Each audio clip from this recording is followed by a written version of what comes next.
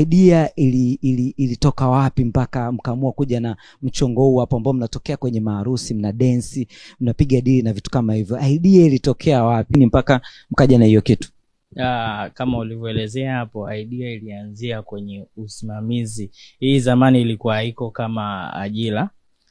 Tulikuwa tunaitwa kama ndugu, tunasimamia, tunaenda kwenye sherehe, tunarudi. Lakini tukaanza tukaja kuona kwamba familia fulani inatuita, tunaenda kusherehesha, wanatupa chochote kitu. Kile kitu tukaona kina thamani, kwa ajili gani tusiandae timu ikawa maalum kwa ajili ya ushereheshaji. Tukaandaa timu, mambo yakaanza. Siku ya kwanza kuandaa timu, watu, moment ilikuwaje? Ilikuwa na ugumu kidogo kwa sababu tulihitaji kupata watu sahihi. Na kipindi kile cha nyuma kulikuwa hakuna uaminifu. Mambo yalikuwa bado ni machanga, kwa hiyo ilikuwa ni mtihani kidogo. Unakumbuka ilikuwa mwaka gani? Yes, nakumbuka. Ilikuwa ni mwaka 2020, kipindi cha corona.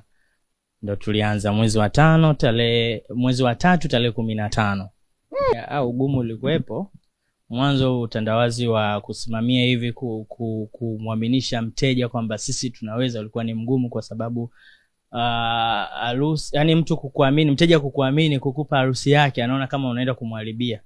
Kwa hiyo tulitumia nguvu kubwa sana kusukuma ili gurudumu letu la mates na groomsmen lifike sehemu sahihi, na tulifanikiwa na tukafanya kitu kwa passion, tukajituma, tukavaa, tukapendeza, mpaka MC wateja wakawa wanatuamini mpaka leo kufika hapa.